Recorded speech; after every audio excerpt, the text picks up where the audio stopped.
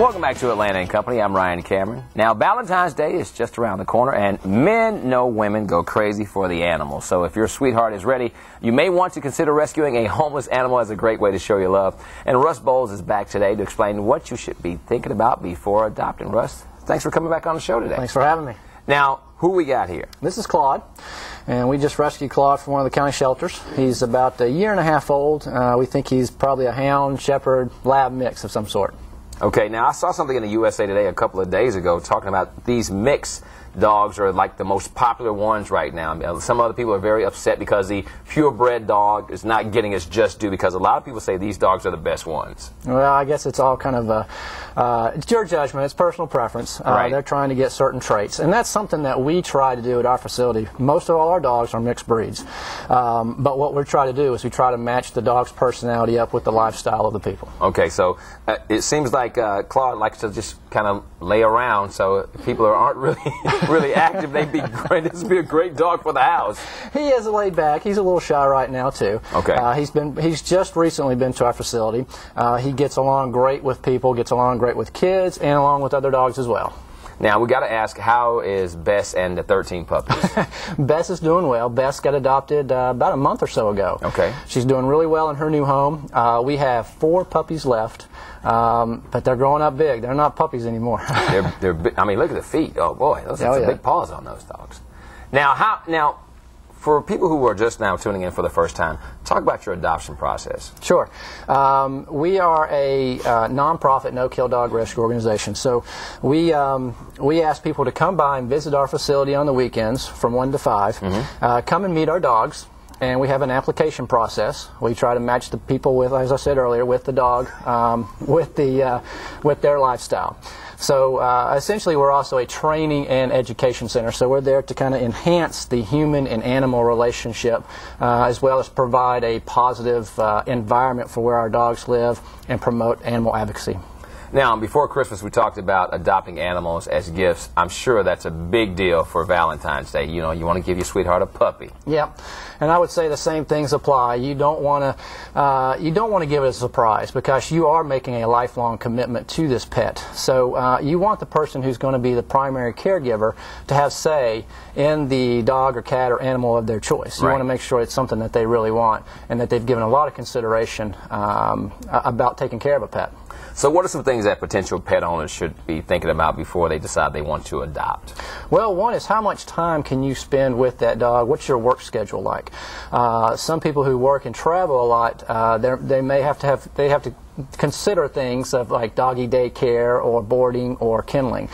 With that said, there's a cost expense that goes along with it as well. So you've got the boarding and the kenneling, but you've also got vet costs as well. Okay, now, why should the decision to adopt a pet not be a spur of the moment, or you just see an animal and you go, I got to have it today, and you guys kind of make it the process a little longer, because people probably just run in and say they got to have it right now. Right. Well, the majority of people that do that, that make an impulse decision, they think a dog's cute, and he's cute, and it pulls your heartstrings, and you say, I want to take him home. Right. So, but the majority of people who make that impulse decision haven't given the considerations to the cost, the financial commitment, the time commitment that goes along with walking a dog every day, rain or shine. The majority of those dogs that that have been either purchased or adopted at an impulse decision usually end up being returned to the shelter. Now, if you still want to get a pet, what are some alternative gift ideas that, promise to get a pet after Valentine's Day? Right. So maybe what you want to do is, as I said, you want it to be a family decision. So maybe what you do is maybe get a gift card. Okay. Or say a gift card to adopt a dog from Our Pal's Place. You may want to get a book, a training book on how to train dogs, or go get a gift certificate with Susan Brumbelow. Something that teaches the family how to take care of the dog and to be a good owner. All right, so talk about some of your success stories. Well, we've had a lot of success stories. One is with Gus. I mean, if you remember Gus, we had him. He was one of the first dogs we had here. And Gus was blind, and we found him a very permanent home. And that came out of your show. People saw him from out of your show. All right, so talk about your membership program. There's Gus right there. That's Gus right there, yep.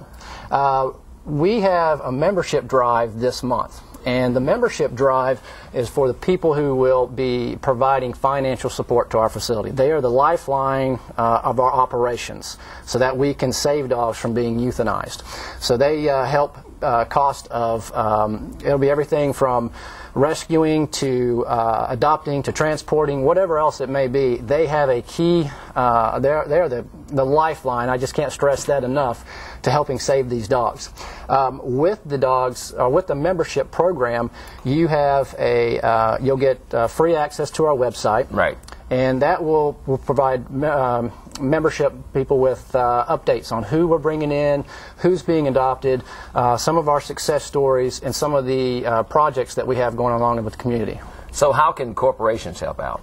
Well, right now there's several different ways. Grants are, for one, kind of like with IBM, they gave us a community grant. It's where their employees are eligible to eligible organizations. Their employees work or volunteer with our Pals Place, and therefore they were able to get us a money or technology grant. Others are like other things, maybe like an office event. Okay. New Revenue Solutions is an organization or a company here in Atlanta. They sponsored a Jeans Day. Okay. So what they did was they asked for a small donation, and it went to our cause. And very generous donations. A lot of companies want to give back to the community. A lot of employees probably just don't know where to go to ask. They probably just need to engage their HR on different ways to give to nonprofits. Now, not everyone can adopt a new animal, but you've got very unique sponsorship opportunities for rescued pets. Talk about that. Sponsorship for like our sponsorship program. Right. You can sponsor a dog. So basically that says that you will pay for any of the vet care that goes along with the dog while it's in our facility before it gets adopted. With that membership program, that helps out as well. It's kind of like the sponsorship program. We've got 4 different levels that you can participate in. So you've got a puppy pal, you've got a adult angel, you've got a special needs donor, and then we also have a giving circle. So if a group of people want to get together, pull their money together, they can also be contributors to our organization. Now, what if somebody loves animals but they don't have the time? Can they just come over and volunteer and help you guys out? Yeah, we need lots of volunteers. So the one thing that we stress at our organization is you can get involved in any form or fashion as much or as little as you want. Okay. So we have some people that come over and just to socialize with the dogs, to walk the dogs, to play with the dogs. We have all types of different shifts, caregiving shifts. So we have feeding shifts throughout the day. We have an evening tuck-in shift.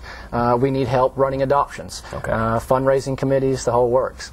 So where anybody has an interest in animals and they want to get involved, we welcome them. All right, now last but not least, talk about your adoption days and your hours. Okay, adoption days and hours. You can go to our website for directions. We're open on Saturday and Sunday from 1 to 5, and we're in Marietta. You can also go to our website to find additional information on supporting our sponsorship program or our membership drive. All right. Russ, thanks for coming on. Claude, you all right? Just lay it out there, all right? If you would like to adopt this lovely little puppy right there, or any of the available animals at Our Pals Place, please call 678-795-0202 or log on to ourpalsplace.net.